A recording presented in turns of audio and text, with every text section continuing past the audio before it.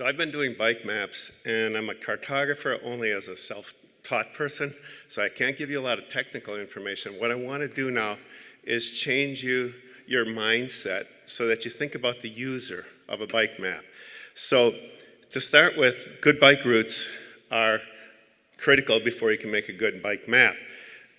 These are some examples of good bike routes, but I'm not going to talk about that because that's a field that goes way different from being a cartographer. The best way to just analyze this is the Mineta Transportation Institute gives a lot of guidelines. Their basic function, or their basic concept of this very dry report is what would the Dutch do?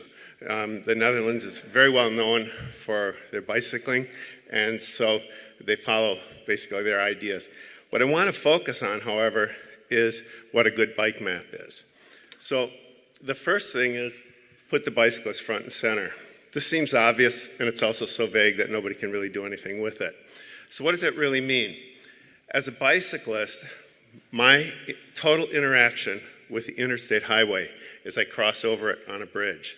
I never use it to get from point A to point B.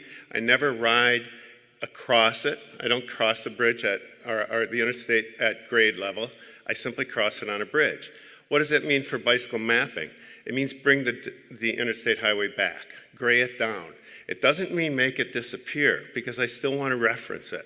I still want to know when I cross it on a certain bridge, where am I and how am I going to get to the next point that I'm going to. So you bring it back. But now let's take the next level of road, a US highway, a major road through downtown Minneapolis, that kind of thing. I'm going to have a different interaction with that as a bicyclist.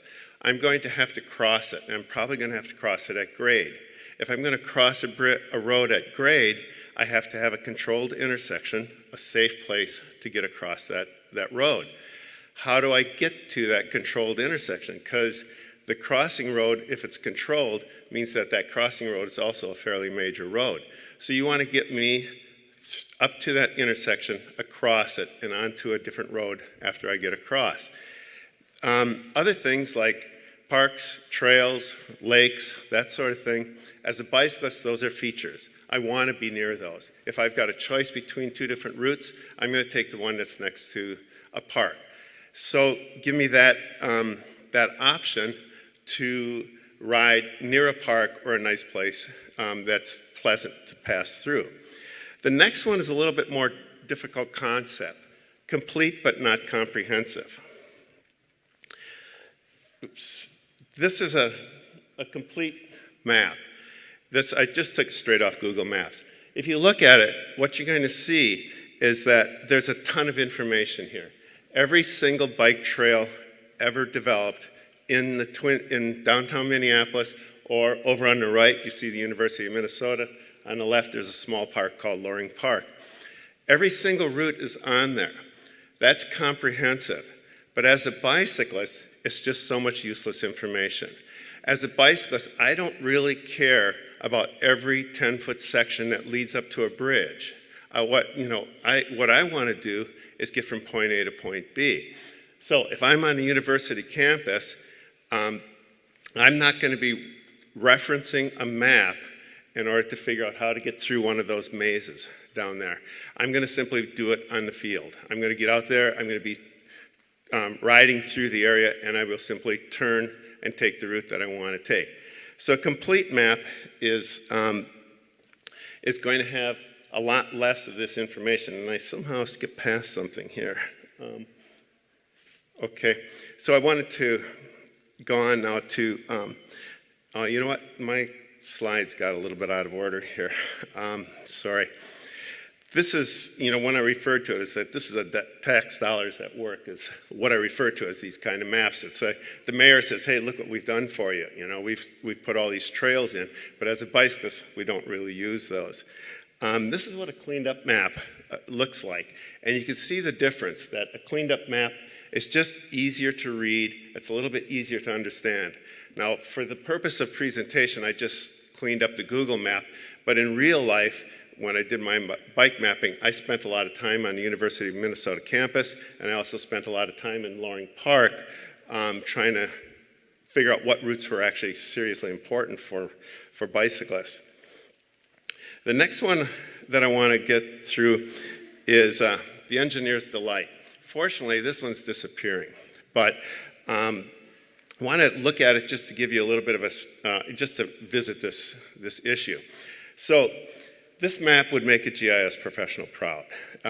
With boatloads of shape files and script, we can know down to 100 meters every nuance of every road in downtown Minneapolis.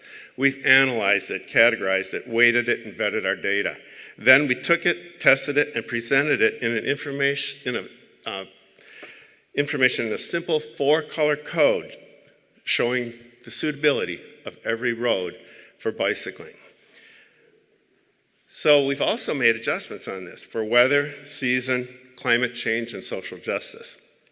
Now, what's the bicyclist reaction to a map like this? And they toss it away. The bicyclist has a simple request. I get to work every day by bike. I know that route. But after work, I'm going to go over to Britt's Pub. Some friends are going to meet me there, and we're going to have a beer. How do I get home from Britt's Pub on the safest, best way possible? If you are tasked with figuring out those routes, you can use that GIS shapefiles and all that script. But we'll go back to slide number 1.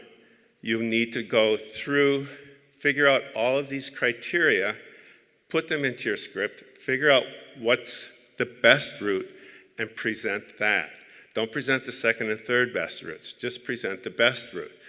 And more important, because you're creating a map and not just a single route, you want to make the best network of routes. You want to have connectivity. You want to have people be able to not only get from Britt's Pub back to home, but get up into northeast Minneapolis, get over onto the eastern suburbs, get over into the western suburbs. You want to be able to get all of these places on the best routes possible. So once we clean up the engineer's delight, we get a map like this. The red routes, those are good bicycling routes. The green ones, those are trails. Now, if you look over on the east side over at the University of Minnesota, you'll see I've only got one trail running through there. It's called the Dinkytown Trail, Dinkytown Greenway. It's a major trail. It gets people from the city into campus and back out the other side of campus.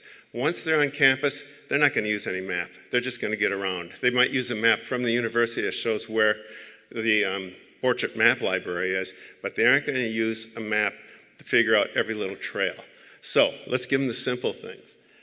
And in the lower left corner, you'll see Loring Park. That was a maze on the Google map.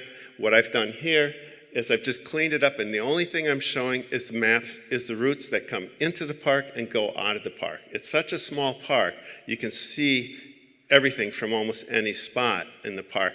So you don't need all the detail. You just need the major information.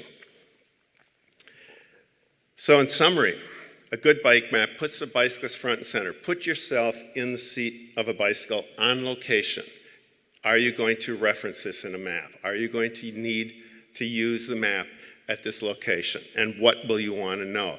Then make the information simple, helpful, and make it clean and readable. These are all things that you can, you know more about than I do, actually. So that's it. I've got a very short presentation. I just wanted to get really down to the basics of make sure you're thinking in terms of the person using the map, not as a professional who's working in the background. Thank you.